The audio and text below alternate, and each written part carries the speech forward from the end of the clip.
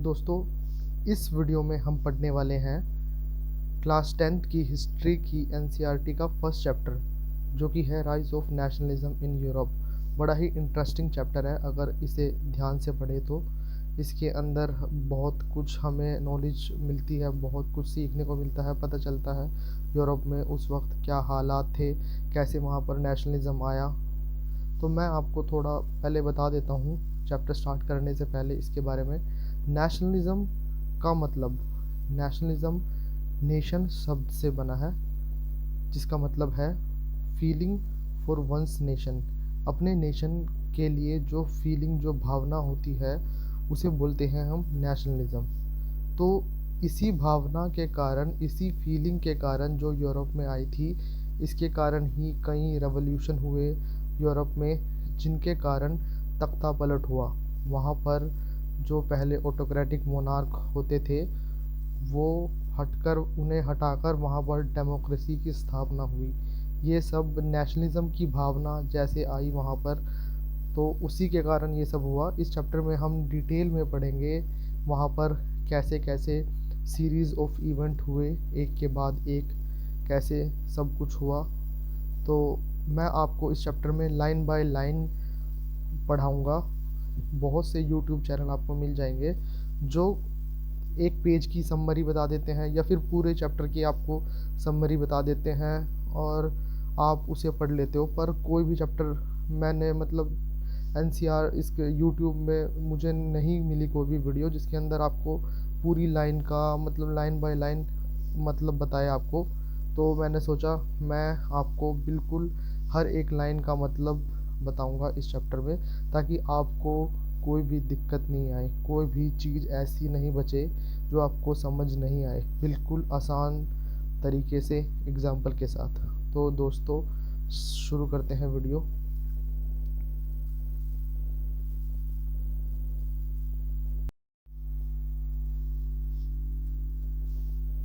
In 1848, Frederic Souriau, a French artist, prepared a series of 4 prints visualizing his dream of a world made up of democratic and social republic, as he called them। मतलब 1848 में France का एक artist था, Frederick सोरियू। वो एक painter था। उसने 4 painting बनाई, जिसमें से एक पेंटिंग आप ये ऊपर देख सकते हैं। ये एक पेंटिंग है, वो कितनी प्यारी पेंटिंग है। तो इस पेंटिंग की डिटेल इस पूरे पैराग्राफ में बताई गई है। तो उसने जो फर्स्ट प्रिंट बनाया था वो ऊपर दिया है, और इसमें उसने अपने ड्रीम को दर्शाया है। उसका ड्रीम था डेमोक्रेटिक एंड सोशल रिपब्लिक। मतलब वो लोग उस वक्त जूझ रहे थे, ऑटोक्रेटिक मोनार्क के हाथ में राजतंत्र वहाँ पर था, जिसके कारण वहाँ पर बहुत सी परेशानियाँ हो रही थी। बहुत वहाँ पर लोगों के ऊपर तानाशाही, जो लोग थे उन्होंने बड़े अत्याचार किए हुए थे। तो वो जूझ रहे थे इन सब चीज़ों से। वो चाहते थे कि उनके देश में डेमोक्रेसी आए, वहाँ पर रिपब्लिक शासन स्थापित हो। तो इसीलिए सब लोग उसमें अपना योगदान दे रहे थे। पेंटर पेंटिंग करके अपनी भावना व्यक्त कर रहे थे, और राइटर लिख कर भावना व्यक्त कर रहे थे। तो इस लाइन में फ्रेडरिक सोरियू पेंटर जो है, उनके बारे में बताया गया है। The first print of the series show the people of Europe and America, men and women of all ages and social classes, marching in a long train and offering homage to the Statue of Liberty as they pass by it। मतलब आप इस video में देखिए, इसके अंदर ये बोलता है कि स्टैचू ऑफ लिबर्टी, ये स्टैचू ऑफ लिबर्टी है, और इसे होमेज, एक इसे रिस्पेक्ट देने के लिए लाइन में लाइन लगाकर अमेरिका और यूरोप के बच्चे, और वहाँ के बच्चे, बूढ़े बड़े, और औरत आदमी, सब लोग लाइन लगाकर बड़ी बड़ी, तो वो आ रहे थे और स्टैचू ऑफ लिबर्टी के पास से गुजर रहे थे, इसे होमेज, इसे रिस्पेक्ट देने के लिए।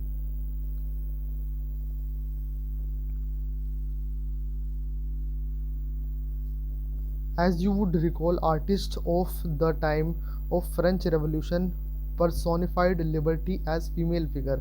Here you can recognize the torch of enlightenment she bears in one hand and the charter of the right of man in another. तो इस लाइन में हमारे राइटर बताते हैं कि जो ये स्टैचू ऑफ लिबर्टी है वो फीमेल फिगर के रूप में रिप्रेजेंट की हुई है। जैसे हमारी भारत माता, हम अपने भारत को एक माता के रूप में मानते हैं, एक फीमेल फिगर हमने दी हुई है अपने भारत को। ऐसे ही उस दौरान जो लिबर्टी है, जो स्टैचू है लिबर्टी का, उसे एक फीमेल का रूप दिया हुआ है। लिबर्टी को एक फीमेल का उन्होंने रूप दिया है और वो बोलते हैं कि इनके एक हाथ में है टॉर्च ऑफ एनलाइटमेंट, एक हाथ में एनलाइटमेंट की टॉर्च और दूसरे हाथ में है चार्टर ऑफ मैन। अब ये चार्टर क्या चीज़ है? ये charter of right of man, ये है घोषणा पत्र, जिसे हिंदी में बोल सकते हैं घोषणा पत्र। इसके अंदर वो राइट्स के बारे में लिखा हुआ है, उन राइट्स के बारे में लिखा हुआ है जब ये लोग आज़ाद हो जाते हैं, जब इन लोगों को मुक्ति मिल जाती है इन सब जो राजाओं से, तो इनका जब कॉन्स्टिट्यूशन लागू होता है तो ये कॉन्स्टिट्यूशन के अंदर सबसे पहले फ्रेम किए जाते हैं rights of man.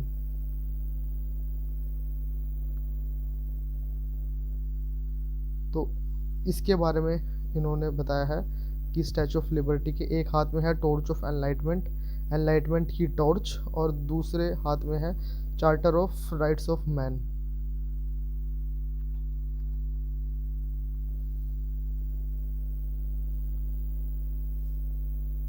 On the earth, in the foreground of the image, lie the shattered remain of symbol of absolutist institutions। अब इसका मतलब है, आप नीचे देख सकते हो, देखो यहाँ पर कुछ कंकाल पड़े हैं। ये देखिए, ये कोई भूत वूत का कंकाल नहीं है, ये है उन एब्सोल्यूटिस्ट मोनार्क, जो राजा, जो इंस्टीट्यूट इन्हें परेशान करते हैं, जो राजा उस वक्त रूल कर रहे थे, जिनके खिलाफ ये लोग आंदोलन कर रहे थे, उन सोसाइटी, उन एब्सोल्यूटिस्ट इंस्टीट्यूट, उन राजाओं का जो ये बोल सकते हैं स्केलेटन यहाँ पर बिखरे पड़े हैं। यहाँ पर बोन्स और ये सब यहाँ पर ग्राउंड में बिखरे पड़े हैं। तो ये इनकी एक इमेजिनरी एक पेंटिंग है जिसमें ये अपने ड्रीम को, अपने जो इनका सपना है उसे दर्शा रहे हैं। ऐसा असली में नहीं हुआ कि उन लोगों को मार के उनकी हड्डियाँ इधर बिखेर दी, ऐसा नहीं हुआ। ये सब इनका ड्रीम है जिसमें ये सब कुछ दर्शा रहे हैं।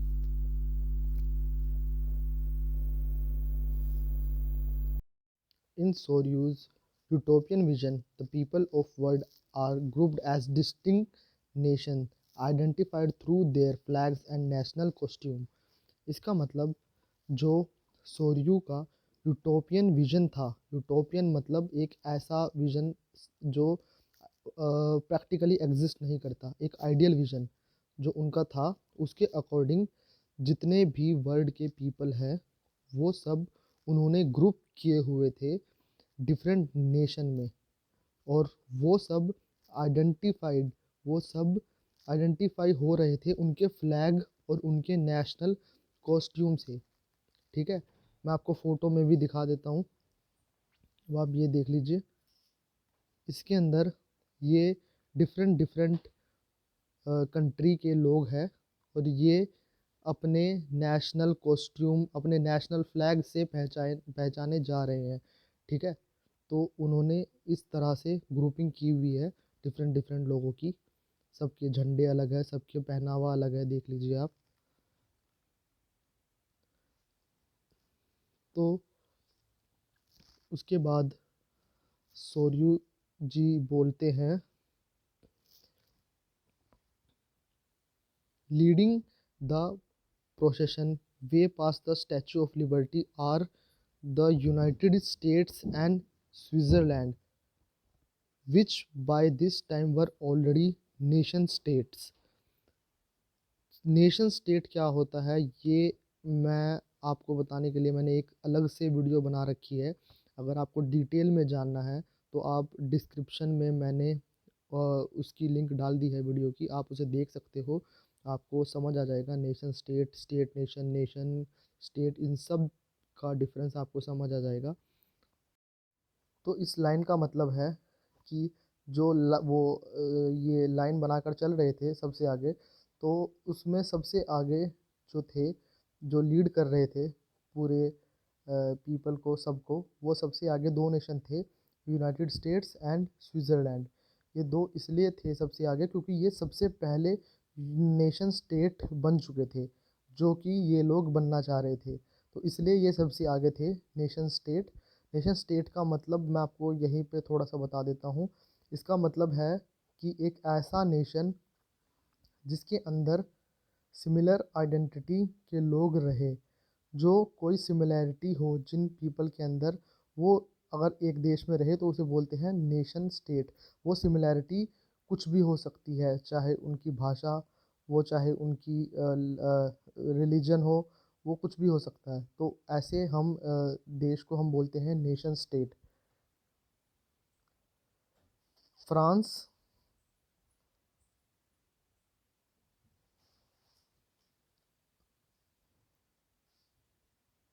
identifiable by the revolutionary tricolor has just reached the statue. She is followed by the people of Germany bearing the black, red and gold flag.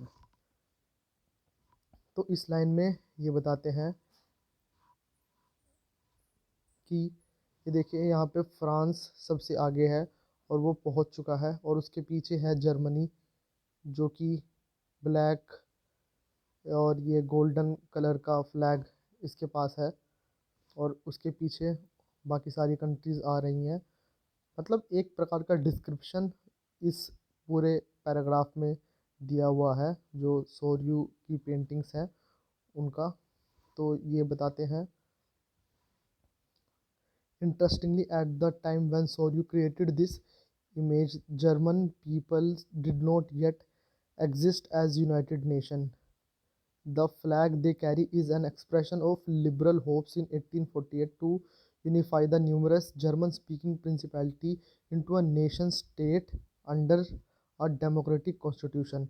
इसका मतलब है, जब ये चित्र उन्होंने बनाया था सोर्यू जी ने, तो उस वक्त जर्मन एक नेशन स्टेट, यूनाइटेड नेशन नहीं था, वो बिखरा हुआ था। उसके अंदर भी कई आंदोलन हो रहे थे और वो भी चाह रहे थे कि होप थी उनकी कि वहाँ पर लिबरलाइजेशन हो जाए और उन्हें भी इन सब से, जो आंदोलन चल रहे हैं, राजतंत्र है, उससे आज़ादी मिल जाए। जर्मन स्पीकिंग, ये हो गया।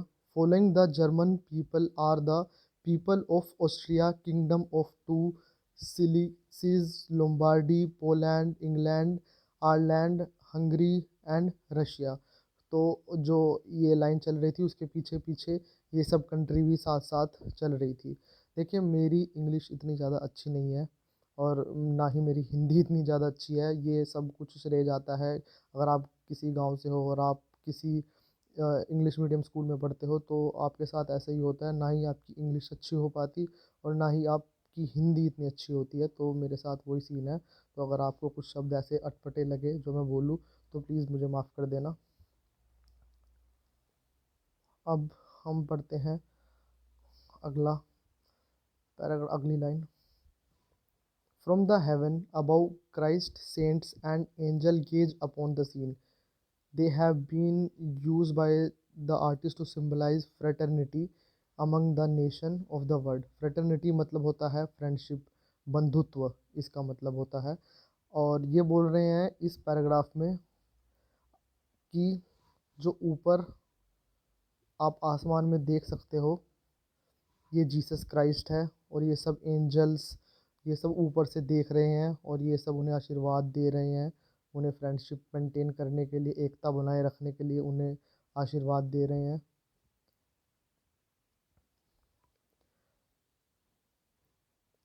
So this chapter will deal with many of the issues visualized by Soryu in figure 1. During the 19th century, nationalism emerged as a force which brought about sweeping changes in the political and mental world of Europe. तो इस chapter के अंदर हम ऐसे ही इस प्रकार के ही issue को देखेंगे जो सोर्यू जी ने अपनी पेंटिंग के अंदर बनाए हैं, विजुअलाइज किए हैं, तो उन्होंने दिखाए हैं, दर्शाए हैं। ठीक है, तो हम इस टाइप के इशू को इस चैप्टर में पढ़ेंगे। पूरे यूरोप में क्या हुआ है और कैसे नेशनलिज्म धीरे धीरे यूरोप के अंदर आया, उसने क्या चेंजेस वो लेके आया, क्या पॉलिटिकल चेंज लेके आया, क्या यूरोप की मेंटल हेल्थ पर उसका, वर्ल्ड की मेंटल हेल्थ पर फ़र्क पड़ा उसका। तो ये सब चीज़ें हम इस पूरे चैप्टर में पढ़ेंगे। The end result of this changes was the emergence of the nation state in place of multi national dynastic empire of Europe. इसका मतलब है कि जो एंड रिज़ल्ट, जो कंक्लूजन होगा इनका, वो ये होगा कि नेशन स्टेट आ जाएगा in place of multi national dynastic empire. जो कई प्रकार के नेशंस पैदा हो चुके थे यूरोप के अंदर उस वक्त, तो उन सब को हटा के एक नेशन बनेगा। वो सारी स्टेट को हटा के एक नेशन बनेगा जिसकी एक आइडेंटिटी सिमिलर हो, जो एक सिमिलर आइडेंटिटी हो जिनकी, तो वो एक नेशन स्टेट बनेगा। इसका एंड रिज़ल्ट ये रहेगा। नेशन स्टेट की वीडियो का डिस्क्रिप्शन मैंने दिया हुआ है, आप वहाँ से देख सकते हो डिटेल में जानने के लिए। The concept and practices of a modern state in which centralized power exercise sovereign control over a clearly defined territory had been developing over a long period of time in Europe. इसका मतलब है कि Europe के अंदर बहुत समय से एक मॉडर्न स्टेट का आइडिया डेवलप हो रहा था, जिसके अंदर एक सेंट्रलाइज पावर जो होती है वो हमारी क्लियरली डिफाइंड टेरिटरी पर रूल करती है, उस पर उसका सॉवरिन कंट्रोल होता है। तो ये इसमें लिखा है। फिर उन्होंने बताया है, but a nation state was one in which the majority of its citizen, not only its ruler, came to develop a sense of common identity and shared history और डिसेंट। इन्होंने इस लाइन में सिर्फ नेशन स्टेट की definition बताई है, जो कि मैंने आपको पहले भी बता दी है। ठीक है, वो बोलते हैं कि इसमें जो नेशन स्टेट होती है उसके अंदर सेंस ऑफ कॉमननेस होती है, कॉमन आइडेंटिटी होती है, ये मैंने आपको ऑलरेडी बता दी है। और फिर this commonness did not exist from time immemorial, it was forged through struggle, through the action of leaders and the common people. तो वो बोलते हैं कि ये कॉमननेस है, ये इतनी आसानी से नहीं आती, ये उनकी जो पुरानी स्ट्रगल होती है, जो उनके लीडर्स ने जो स्ट्रगल की है, उनके एक्शन हैं, तो उस कारण ये कॉमननेस आती है। ठीक है, और फिर this chapter will look at the diverse processes through which nation state and nationalism came into being in 19th century Europe.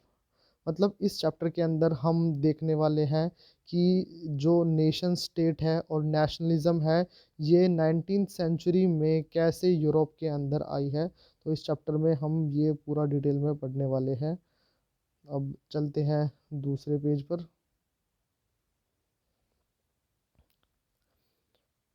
French revolution, French revolution and the idea of nation. ठीक है,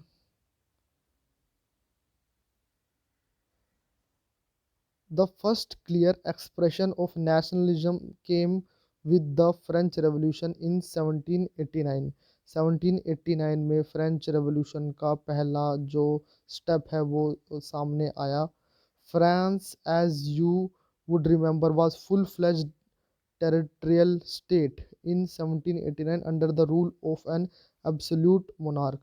तो 1789 में फ्रांस के अंदर absolute monarch मतलब कि वहाँ पर राजाओं का शासन था। ठीक है, वहाँ पर राजा रूल करते थे फ्रांस के अंदर। The political and constitutional changes that came in the wake of French Revolution led to the transfer of sovereignty from the monarchy to the body of French citizen। तो जब वहाँ पर मतलब पॉलिटिकल राजतंत्र वाले और कॉन्स्टिट्यूशनल कॉन्स्टिट्यूशनल के जो change आए, तो उससे तख्ता पलट हो गया। जब देखिए, जब वहाँ पे French revolution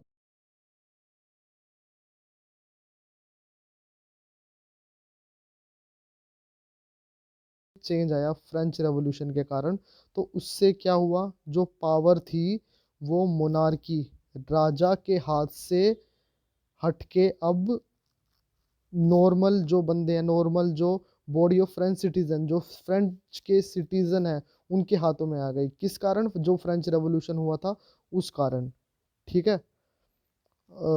The revolution proclaimed that it was the people who would henceforth constitute the nation and shape its destiny। इसका मतलब है कि रेवोल्यूशन के कारण, रेवोल्यूशन ये कहता है कि अब जो इस देश के असली मालिक है, जो ये देश चलाएंगे, जो देश का भविष्य बताएंगे, उसकी डेस्टिनी बताएंगे, वो उसके नागरिक है, उसके पीपल है। अगले पैराग्राफ पर चलते हैं। ये बोलता है, from the very beginning the French revolutionaries introduced various measures and practices that would create a sense of collective identity amongst the French people. तो शुरू से ही जो फ्रांस के अंदर जो रेवोल्यूशनरीज थे, जो क्रांतिकारी थे, उन्होंने कुछ ऐसे स्टेप और ऐसी कुछ मेजर प्रैक्टिसेस शुरू कर दी थी जिससे कि वहाँ पर सेंस ऑफ कलेक्टिव आइडेंटिटी आए। इसका मतलब है, देखिए, जैसे अगर कोई आंदोलन चल रहा है किसी कंट्री के अंदर, तो वो चाहेंगे कि सब एक हो जाए, सब एकता सबके अंदर आ जाए, सब भूल जाए कि ये इसका प्रोफेशन अलग है, ये कुछ और काम करता है, ये कुछ और धर्म का है, ये कुछ और भाषा बोलता है। वो सब ये सब भूल जाए और वो सब एक हो जाए। ठीक है। तो वो चाहते थे अगर यूनिटी आएगी तभी उनका रेवोल्यूशन आगे बढ़ पाएगा, सब एक हो जाएंगे तभी वो राजाओं के खिलाफ लड़ पाएंगे। तो फ्रेंच रेवोल्यूशनरीज ने सबसे पहले उनका स्टेप यही था कि एकता लेके आए, सेंस ऑफ कलेक्टिव आइडेंटिटी, सबको एक आइडेंटिटी दे दे। ठीक है। The ideas of la patrie, the fatherland, and le citoyen, the citizen, emphasized the notion of a united community enjoying equal rights under a constitution। इसका मतलब है ला पेट्रे और ले सिटियोन, ये फ्रेंच की।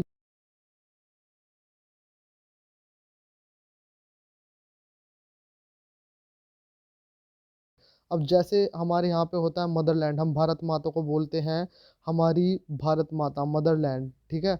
ऐसे ही वहाँ पर फ्रांस के अंदर वो बोलते हैं फादरलैंड। ठीक है। तो ये एक भावना ही होती है एक प्रकार की, ऐसा कुछ नहीं है कि भारत एक मतलब एक स्त्री है, या फ्रांस है वो एक फादर है। तो ये सिर्फ एक भावना होती है, जो आइडिया होती है, फीलिंग होती है पेट्रियोटिज्म की, जिससे हम इसे ऐसे एक फीमेल या मेल फिगर के रूप में देखते हैं। और लॉ सिटियोन सिटीजन, तो ये एक United community enjoying equal rights under a constitution, ये मैंने आपको बता दिया।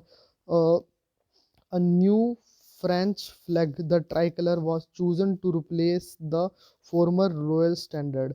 अब देखिए, अब वो क्या कर रहे हैं, जो रेवोल्यूशनरीज हैं वो अब नए नए कुछ इनोवेटिव चीज़ें लेके आ रहे हैं, कुछ इनोवेटिव आइडिया लेके आ रहे हैं जिससे कॉमन आइडेंटिटी आए। ठीक है। जिससे कि एकता आए, सब जितने भी हैं लोग वो एक हो जाएं एब्सोल्यूट जो मोनार्क है उनसे लड़ने के लिए। तो उन्होंने जो पहले फ्लैग था उनका रॉयल स्टैंडर्ड, याद रखिए उस फ्लैग का नाम रॉयल स्टैंडर्ड फ्लैग था, उसे उन्होंने रिप्लेस कर दिया। वो उन्होंने बोला कि ये हमारा फ्लैग नहीं है, हमारा ट्राई कलर फ्लैग है, तो उन्होंने अपना एक फ्लैग बनाया ट्राई कलर का। ठीक है।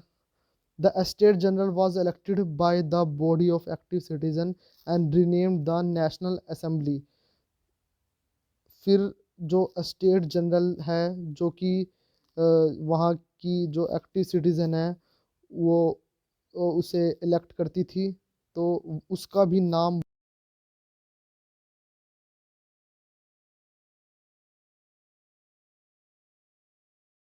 याद रखिए आप क्या क्या उन्होंने चेंज किए। फिर उन्होंने अगला चेंज किया कि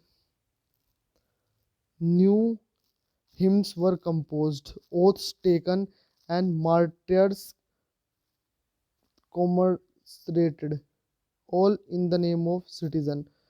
मतलब नागरिकों के लिए वहाँ पर गीत, हिम मतलब गीत गाए जाने लगे, वहाँ पर ओथ्स लेने लगे वो, और जो शहीद हुए हैं उनके नाम पे वो लोग देश को एक कर रहे थे।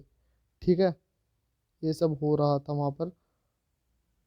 A centralized administrative system was put in place and it formulated uniform law for all citizens within its territory। अब वो क्या काम कर रहे थे? सेंट्रलाइज एडमिनिस्ट्रेटिव सिस्टम, मतलब एक एडमिनिस्ट्रेटिव से एक सेंटर का मतलब पूरी जैसे पूरा ये एक प्लेस है, इसमें यहाँ पर कुछ एडमिनिस्ट्रेशन है, यहाँ पर कोई रूल कर रहा है, यहाँ पर कोई राज है, ये इसके लॉज अलग है, तो उन्होंने ये सब हटा के एक सेंटर पे एक एडमिनिस्ट्रेटिव सिस्टम लेके आए जो कि सबको गाइड करे, यहाँ से बैठकर वो सबको गाइड करे। इसे बोलते हैं सेंट्रल एडमिनिस्ट्रेटिव सिस्टम, जहाँ एक जगह से रह के वो सब पर रूल कर सके, एडमिनिस्ट्रेशन कर सके, मतलब देख रेख कर सके एक जगह से रह के। तो वो लोग उन्होंने क्या काम किया, अ सेंट्रल एडमिनिस्ट्रेटिव सिस्टम वो फॉर्मुलेट किया, वो लेकर आए, जिससे कि uniform law for all citizen with in its territory. जैसे मैंने आपको बताया, अगर इधर रह के हम कर रहे हैं तो यहाँ के कुछ अलग रूल होंगे, यहाँ के अलग, तो इससे जो सेंट्रल एडमिनिस्ट्रेटिव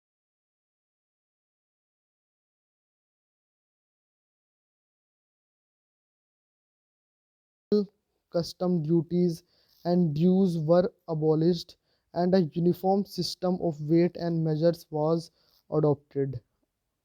जो ड्यूटीज़, टैक्स जो लग रहे थे वो सब ख़त्म कर दिए गए और uniform system of weight and measures was adopted. अब जैसे कि आप देखिए, जो उनका देश था फ्रांस, उसके अंदर विभिन्न विभिन्न प्रकार के जो अलग अलग स्टेट होती थी, वहाँ पर कोई और सिस्टम चलता था। सपोज़ वहाँ पर अगर, अब मैं आपको फॉर एग्ज़ाम्पल बता रहा हूँ, जैसे यहाँ पर 1 kg में, सपोज़ यहाँ पर 1001 ग्राम है, और यहाँ पर 1 kg में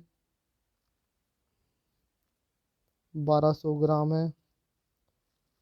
मैं ये सिर्फ एग्जांपल बता रहा हूँ आपको समझाने के लिए। यहाँ पर 1 kg में वही 1000 ग्राम है। ठीक है, तो ये सब अलग अलग वेट करने के तरीके हैं। ये कुछ और मानते हैं 1 किलो में कितने ग्राम है, ये कुछ और मानते हैं।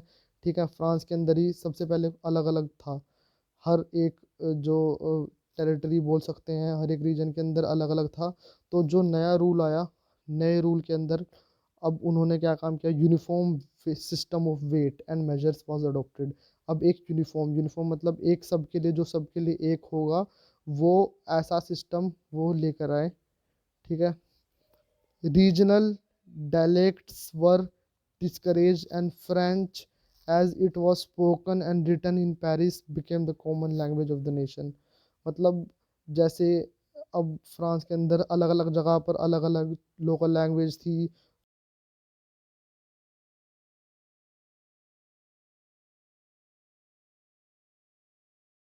नहीं आएगी, तो उन्होंने डिसाइड किया फ्रांस की जो कैपिटल थी पेरिस, वहाँ पर बोली जाती थी फ्रेंच।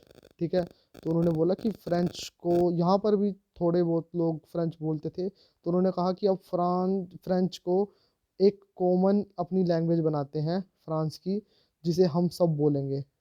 ठीक है, तो उन्होंने कॉमन अपनी एक भाषा थी, वो फ्रेंच को बनाया। तो ये सब जो तरीके हैं ना, ठीक है, जो मैंने आपको बताया, जो ये सब चेंजेस हुए हैं, उन्होंने किए वेट मेजर को लेके, लैंग्वेज को लेके, और ये ओथ्स टेकन और नाम बदल दिया, और फ्लैग का उन्होंने ट्राई कलर यूज़ किया instead of formal royal standard. तो ये सब जो चेंजेस वो कर रहे थे, वो यूनिटी लाने के लिए कर रहे थे। ठीक है, वो इसलिए कर रहे थे ताकि रेवोल्यूशन उनका कामयाब हो। जो वो चाह रहे थे गवर्नमेंट के खिलाफ, जो तख्ता पलट करना चाह रहे थे वो, तो वो उनका कामयाब हो, इसलिए वो ये सब चेंजेस लेकर आ रहे थे। ठीक है,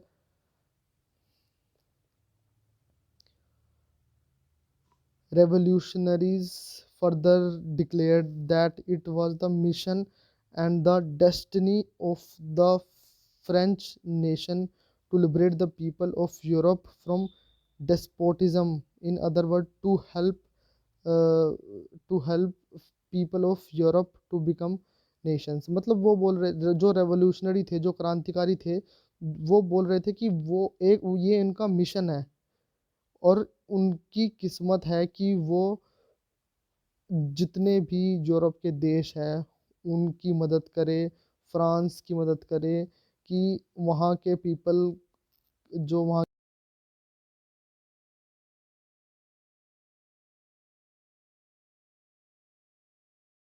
मिशन भी है और उनकी डेस्टिनी, उनकी किस्मत में भी है, ये लिखा हुआ है भगवान ने कि उनको ये नेक कार्य करना है। ये वो रेवोल्यूशनरीज मानते थे। When the news of the event in France reached the different cities of Europe, students and other members of educated middle class began setting up Jacobin clubs। अब जब ये न्यूज़, जो उन्होंने चेंजेस किए, जो इवेंट वहाँ पर हो रहे थे फ्रांस के अंदर, उसकी खबर जब दूसरे शहरों में पहुंची, वहाँ पर जो भी चल रहा था, धीरे धीरे ये जाने लगी दूसरे शहरों में। तो यूरोप के अंदर दूसरे जो सिटीज़ थी, वहाँ पर जितने स्टूडेंट्स थे, और जो वहाँ पर एजुकेटेड मिडिल क्लास के पीपल थे, तो उन्होंने क्या काम किया, उन्होंने अपना क्लब स्टार्ट किया एक। ठीक है, जकोबिन क्लब, ये बहुत इम्पोर्टेंट है नाम, जकोबिन क्लब। जकोबिन क्लब स्टार्ट किया।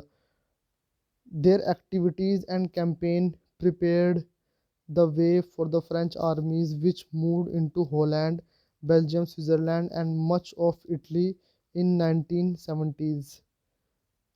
मतलब अब जो उनकी एक्टिविटीज़ थी, उनके जो कैंपेन थे, जो वो कर रहे थे, उससे फ्रेंच आर्मी को एक रास्ता मिला कि वो विच मूव्ड इनटू होलैंड। उससे एक उन्हें एक ज़रिया मिला कि वो होलैंड, बेल्जियम, स्विट्ज़रलैंड और इटली में जा पाए। ठीक है, with the outbreak of revolutionary wars the French armies began to carry the idea of nationalism abroad.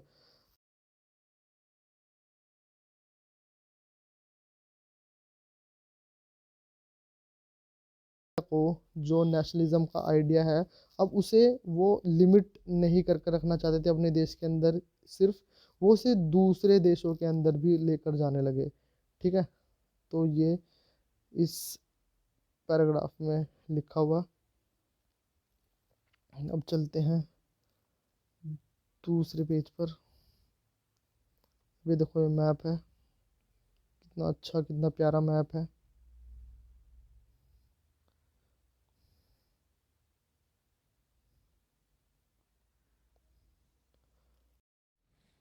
Within the wide swathe of territory that came under his control, Napoleon set about introducing many of the reforms that he had already introduced in France। अब देखिए, इस line में Napoleon का जिक्र हुआ है। अब ये नेपोलियन कौन थे? नेपोलियन बोनापार्टे, ये फ्रांस में इनका जन्म हुआ था।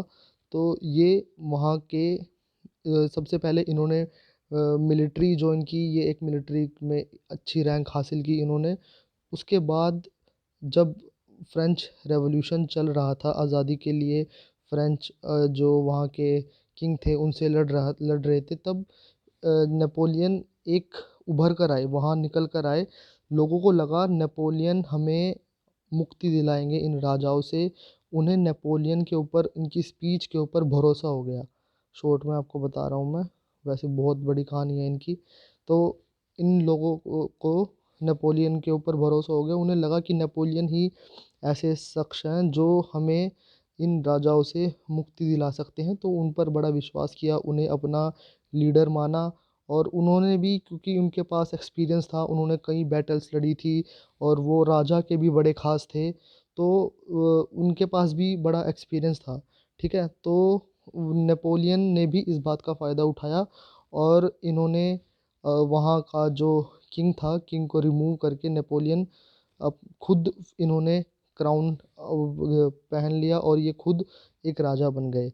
मतलब एक जो ऑटोक्रेटिक मोनार्क थे, उन्हें हटा के ये दूसरे खुद ऑटोक्रेटिक मोनार्क बन गए।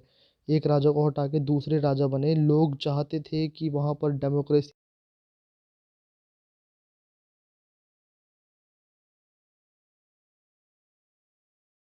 ये भी, इन्होंने भी कुछ रिफॉर्म किए जो इस पैराग्राफ में लिखे हुए हैं, मैं आपको बताऊंगा, जो अच्छे थे।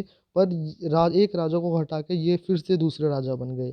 इन्होंने सबसे पहले अपना जो फ्रांस है, फ्रांस में जब ये राजा बने उसके बाद इन्होंने अपना एम्पायर एक्सटेंड करना स्टार्ट किया। फ्रांस से बाहर भी जो कंट्रीज़ थी, ऑस्ट्रिया और इटली और बहुत जितनी कंट्री थी, सब पर इन्होंने अपना दबदबा कायम करने की कोशिश की। इन्होंने वहाँ पर भी अपना एम्पायर एक्सटेंड किया। तो इस लाइन का मतलब ये है कि जो टेरिटरी इनके अंदर आती थी, इनके कंट्रोल में आती थी, नेपोलियन के कंट्रोल में आती थी, अदर देन फ्रांस, फ्रांस यहाँ पर है, तो इसके अलावा और भी जो टेरिटरी इन्होंने ऑक्यूपाई की हुई थी, कैप्चर की हुई थी, तो वहाँ पर भी नेपोलियन जी ने कुछ रिफॉर्म लेके आए। वो रिफॉर्म मतलब कुछ ऐसे वहाँ पर इन्होंने काम किए जो इन्होंने ऑलरेडी फ्रांस में कर रखे थे। ठीक है, नए rule and regulation. Through a return to monarchy, Napoleon had no doubt destroyed democracy in France, but in the administrative field, he had incorporated revolutionary principles in order to make the whole system more rational and sufficient. अब इस line का ये मतलब है कि लोगों को उनसे आशा थी नेपोलियन से कि वो आएंगे तो उनके वहाँ पे डेमोक्रेसी आएगी, मैंने आपको बताया। पर नेपोलियन ने इस आशा पर पानी फेर दिया। उन्होंने भी ताज पहन लिया और वो भी राजा बन गए और अपनी मनचाही तरीक़ों से रूल करने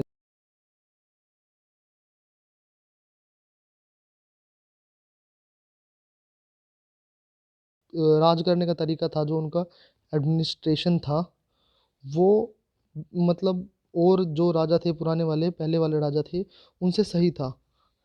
उनका जो एडमिनिस्ट्रेटिव फील्ड जो था, उसके जो प्रिंसिपल थे, वो मतलब और राजाओं से अच्छे थे। वो रैशनल और एफिशिएंट थे, वो बिल्कुल पारदर्शी थे। तो इसलिए ये एक उनका एक बेनिफिट या एक उनका पॉजिटिव चीज़ हम बोल सकते हैं।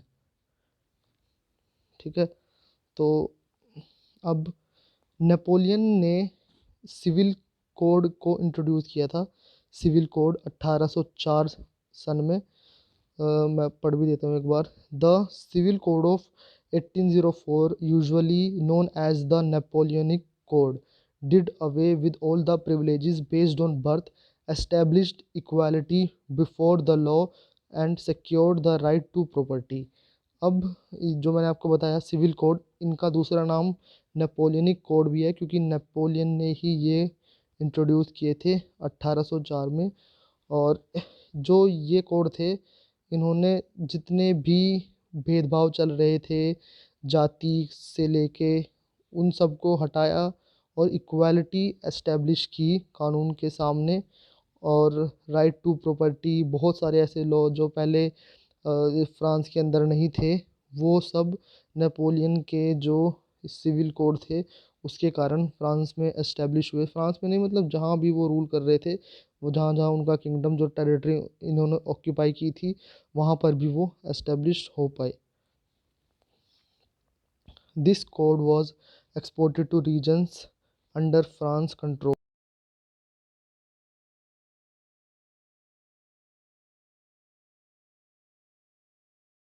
फ्रांस के कंट्रोल में जितनी भी टेरिटरीज आती थी, जैसे डच, स्विट्ज़रलैंड, इटली, जर्मनी, वहाँ तक ये सिविल कोड पहुँच चुका था।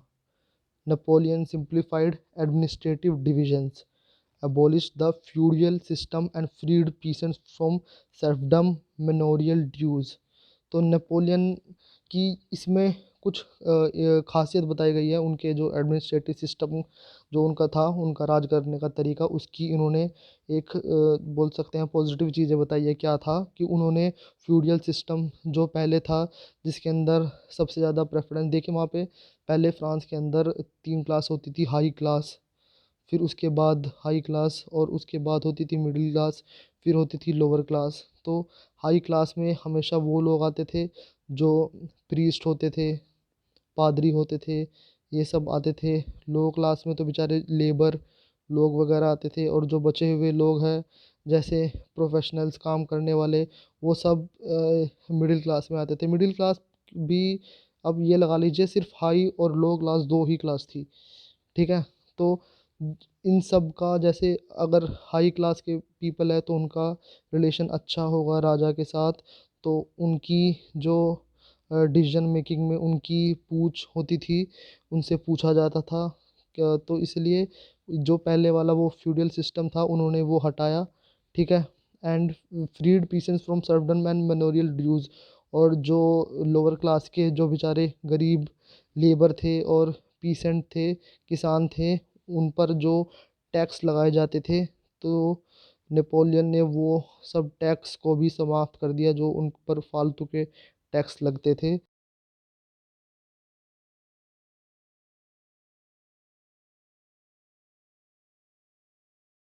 वर्कर एंड न्यू बिजनेसमैन, ये अगली लाइन में है, ठीक है। यहाँ पे है transport and communication system were improved. जो ट्रांसपोर्ट यातायात का जो सिस्टम था वो उन्होंने इम्प्रूव किया। कम्युनिकेशन सिस्टम जो था उसमें उन्होंने इम्प्रूवमेंट की। तो उन्होंने बहुत अच्छे काम भी किए, ठीक है। अब हम देखते हैं आगे क्या लिखा है। Pheasant, artisan, worker and new businessman.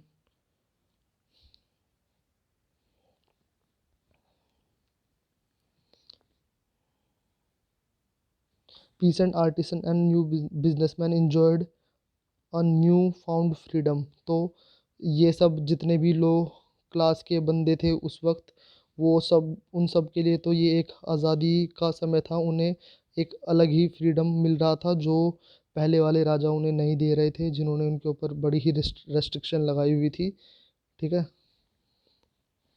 Businessmen and small-scale producer of goods in particular began to realize that uniform law, standardized weight and measures, and a common national currency would facilitate the movement and exchange of goods and capital from one region to another। अब इस paragraph का क्या मतलब है? इस paragraph का क्या मतलब है? इसका मतलब है जो बिजनेसमैन थे, स्मॉल स्केल ट्रेडर थे,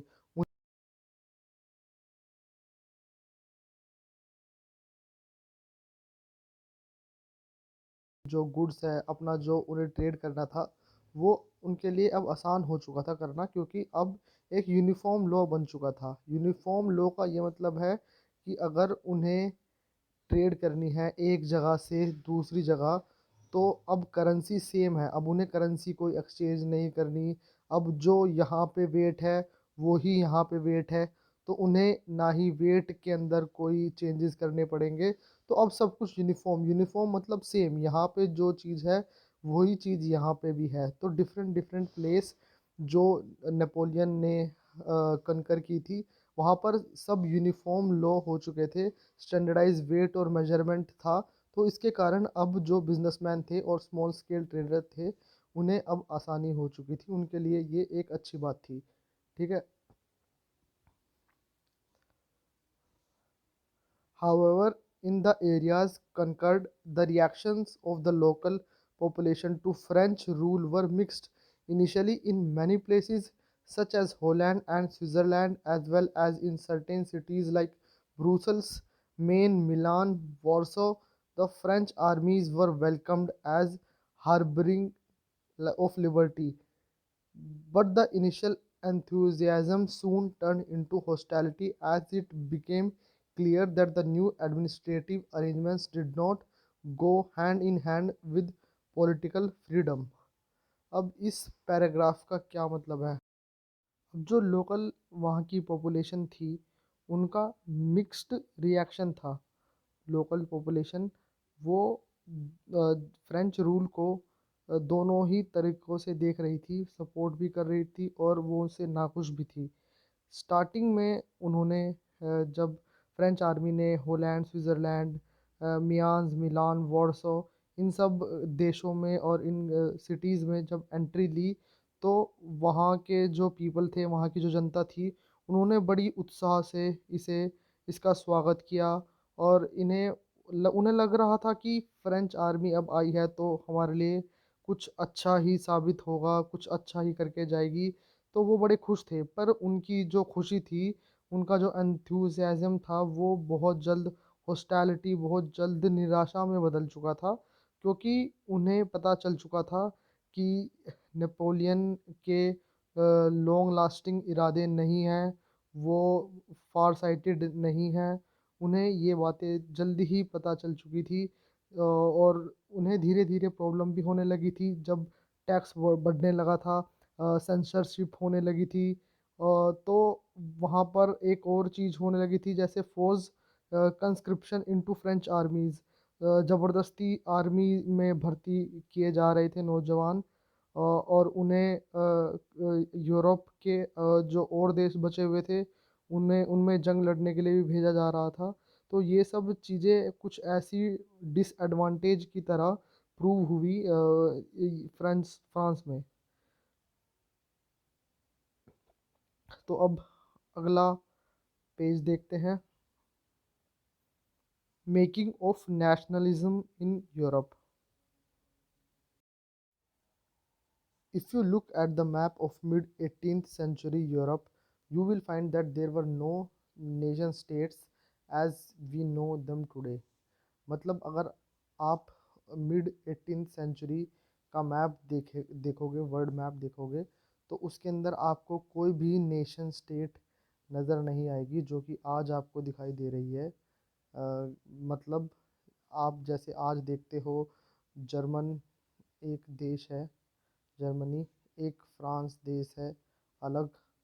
ये सब अलग अलग आपको देश दिखाई दे रहे हैं, पर पहले ये ऐसे देश नहीं थे। जर्मनी में जहाँ जर्मन लैंग्वेज बोली जाती है, फ्रांस में जहाँ फ्रेंच बोली जाती है, एक आपको लगता होगा कि यहाँ पर एक यूनाइटेड, एक कॉमन आइडेंटिटी के जो लोग रहते हैं, जो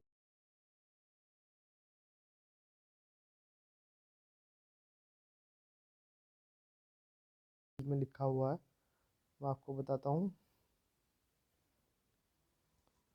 What we know today as German, Italy, and Switzerland were divided into kingdom, duchies, and cantons, whose ruler had their autonomous territory. आज जिन देशों को हम जर्मनी, इटली और स्विट्ज़रलैंड के नाम से जानते हैं, वो पहले छोटे छोटे किंगडम्स में बटे हुए थे, जिन्हें डचीज़ और कैंटोन बोलते थे। और उनके जो रूलर थे वो ऑटोक्रेटिक टेरिटरीज़ पर रूल करते थे, उनकी खुद की ऑटोनोमस टेरिटरी होती थी। ठीक है। Eastern and central Europe were under autocratic monarchies within the territory of which lived diverse people. They did not see themselves as sharing a collective identity or a common culture. Often they even spoke different languages and belonged to different ethnic group. इसका मतलब है जो eastern और central Europe थी, वहाँ पर autocratic monarch, वहाँ पर राजाओं का रूल होता था और वहाँ डाइवर्स पीपल, वहाँ पर जो विभिन्न विभिन्न प्रांत, विभिन्न तरीके के लोग वहाँ पर रहते थे और वो अपने आप को एक नहीं मानते थे क्योंकि उन सब की आइडेंटिटी, उन सब का कल्चर अलग अलग था। वो अलग अलग भाषाएं बोलते थे और वो अलग अलग ग्रुप से बिलोंग करते थे। ठीक।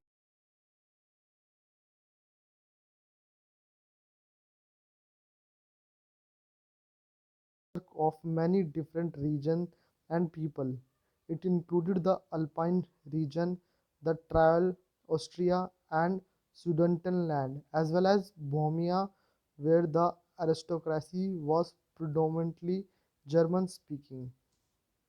मतलब जो हैब्सबर्ग अम्पायर ऑस्ट्रिया और हंगरी पर रूल करता था, उसमें कई सारे डिफरेंट रीजन और पीपल रहते थे। इसमें आप इंक्लूडेड अल्पाइन रीजन, जिसमें कि ट्रायल, ऑस्ट्रिया और सुडेंटनलैंड आता है, और बोहेमिया, ये सब आता है।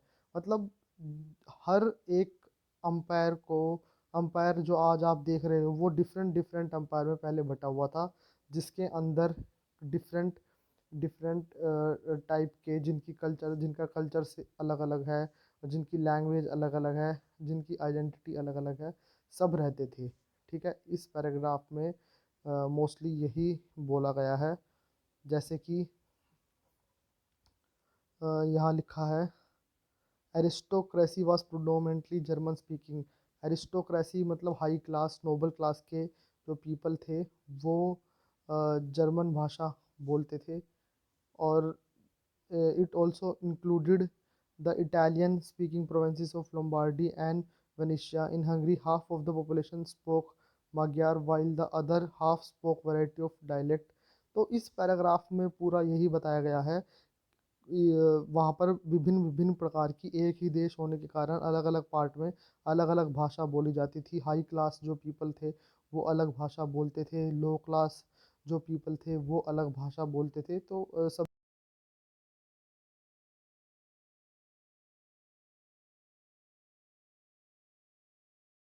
सिर्फ उनकी कॉमन आइडेंटिटी क्या थी, उनका सिर्फ कॉमन आइडेंटिटी ये थी कि डाइवर्स ग्रुप होने के बाद उनका जो एम्परर था, उनका जो राजा था, वो बस एक था। सिर्फ उनमें ये ही एक कॉमन आइडेंटिटी थी। इस पूरे पैराग्राफ का शॉर्ट फॉर्म देखें तो ये होता है उसका। ठीक है,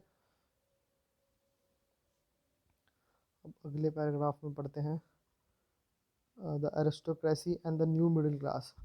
Socially and politically, a landed aristocracy was the dominant class on the continent. The members of this class were united by a common way of life that cut across regional division. इस paragraph में ये बात कर रहे हैं aristocracy के बारे में। मैंने आपको बताया था एरिस्टोक्रेसी मतलब हाई क्लास पीपल।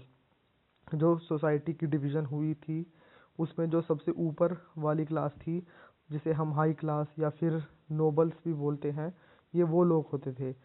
तो इसमें लिखा है कि इस क्लास के जो मेंबर थे वो यूनाइटेड थे बिल्कुल, उनमें कोई भेदभाव नहीं होता था। जैसे हम ले ये हमारी सोसाइटी है और इसके अंदर जो लोअर क्लास के पीपल हैं वो बटे हुए थे, उनकी भाषा अलग थी, इनकी भाषा अलग है, इनकी भाषा अलग है, इनका कल्चर अलग है। तो इन सब में डिवीज़न होती थी। जो स्मॉल क्लास के, लो क्लास के पीपल थे, पर हाई क्लास में ऐसा कुछ नहीं था, वो यूनाइटेड थे। उन सब की ज़िंदगी जीने का तरीका कॉमन था, भले ही वो कौन से ही रीजन में रहे, उन सब का जो ज़िंदगी जीने का तरीका सबका एक था और वो यूनाइटेड रहते थे। ठीक है, दे owned estates in countryside and also town houses. They spoke French for purpose of diplomacy and in high societies. वो लोग एक ही जगह पर रहते थे कंट्री साइड में, और वो टाउन हाउस भी ओन करते थे, और वो फ्रेंच बोलते थे अपनी डिप्लोमेसी पर्पस के लिए, और हाई सोसाइटी में भी। ठीक है, their families were often connected by ties of marriages. जैसे आजकल बड़े बिजनेसमैन में होता है, एक दूसरे की फैमिली में शादी करके वो लोग अपना रिलेशन बनाते थे, बिजनेस रिलेशन। तो उस ज़माने में भी जो हाई क्लास पीपल थे, हाई सोसाइटी के एरिस्टोक्रेसी पीपल, वो लोग ये काम करते थे आपस में शादी करा के।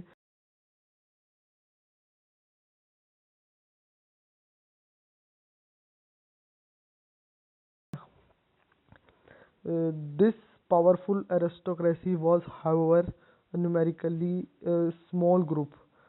तो ये जाहिर सी बात है कि ऐसा जो अरिस्टोक्रेसी पीपल होंगे वो ज़्यादा नहीं होंगे।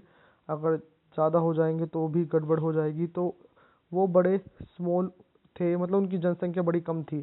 ठीक है। The majority of the population was made up of peasantry. To the west, the bulk of the land was farmed by tenants and small owners, while in eastern and the central Europe, the pattern of landholding was characterized by vast estates which were cultivated by serfs. इसका मतलब जो majority population थी, ये aristocracy, ये तो small इनकी population थी, बड़े कम लोग थे। पर जो ज़्यादा जिनकी पॉपुलेशन थी वो थे पीसेंट्स लोग। वो किसान थे, मजदूर थे, स्मॉल स्केल जो काम करते थे वो लोग ज़्यादा उनकी पॉपुलेशन थी। ठीक है। और वो रहते थे, इसमें लिखा है कि to the west the bulk of the land was farm by tenants and small owner. जो वेस्ट था, वेस्ट में जो खेती बाड़ी फार्मिंग करते थे वो टीनेंट्स और छोटे जो लैंडलॉर्ड थे वो वहाँ पर रहते थे। While in east and central Europe the pattern of land holding was characterised by vast estate which were cultivated by serf. तो जो ईस्ट वाली साइड थी वहाँ पर वास्ट एस्टेट्स थी, और सेंटर में भी, ये सेंटर की बात की, वहाँ पर थोड़ी इंडस्ट्रियलाइजेशन होती थी। In western and central part of the Europe, the growth of industrial production and trade meant the growth of towns and emergence of commercial classes whose existence was based on production for the market. मतलब western और central Europe में जो industrial growth हो रही थी, उस growth के कारण टाउन की भी ग्रोथ हो रही थी, और एक ऐसी क्लास का राइज हुआ, एक ऐसी क्लास, कमर्शियल क्लास जिसे बोलते हैं, उसका राइज हुआ था जो ग्रोथ हो रही थी, इंडस्ट्रियल ग्रोथ, उसके कारण। ठीक है। Industrialization began in England in the second half of 18th century, but in France and parts of German states it occurred only during the 19th century. ठीक है। ये पढ़ने से ही समझ आ रहा है कि जो इंग्लैंड था, इंग्लैंड में second half of 18th century, second half of 18th century मतलब वो टाइम था 1750 से 1800 के बीच में। ये वो सन थे जब इंग्लैंड के अंदर इंडस्ट्रियलाइजेशन आ गया था। ठीक है। और फ्रांस और जर्मन के अंदर ये 19th सेंचुरी के अंदर आया था। मतलब यहाँ पर 1800 सन इसके बाद आना स्टार्ट हुआ था। तो ग्रोथ थोड़ी स्लो हुई थी फ्रांस और जर्मन में।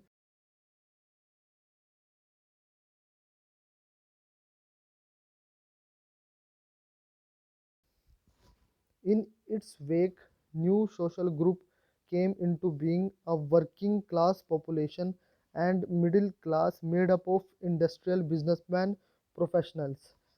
तो जो इंडस्ट्रियलाइजेशन हो रही थी उसके कारण अब एक नई क्लास का, एक जिसे कहते हैं, उसका बर्थ हुआ था। किसके कारण? जो इंडस्ट्रियलाइजेशन हो रही थी उसके कारण। पहले तो सिर्फ दो क्लास आप लगा लीजिए, एक नोबल क्लास प्रीस्ट जो हाई क्लास में आते थे, और उसके बाद लोअर क्लास लेबर जो उनके अंडर काम करते थे। लेकिन अब एक मिडिल क्लास का एमर्जेंस हुआ जिसे बोलते हैं हम वर्किंग क्लास, जो काम करने वाली थी, जो इंडस्ट्रियलाइजेशन के कारण जिसका राइज हुआ, जब इंडस्ट्रियलाइजेशन आई यूरोप में उसका राइज हुआ। ठीक है। In central and eastern Europe these groups were smaller in number till late 19th century. Central और ईस्टर्न यूरोप के अंदर ये जो पॉपुलेशन थी वर्किंग क्लास की, जो नई क्लास जिसका आगमन हुआ है, उसकी संख्या बड़ी कम थी स्टार्टिंग में। It was among the educated liberal middle classes that the idea of national unity following the abolition of aristocratic privileges gained popularity. फिर यही जो एजुकेटेड और मिडिल क्लास वाले बंदे थे, उनके मन के अंदर ही सबसे पहले नेशनल यूनिटी, नेशन को एक करने की भावना जागी थी, जिससे बाद में इसी चीज़ को पॉपुलैरिटी मिली थी। ठीक है। अब देखते हैं अगले पैराग्राफ में।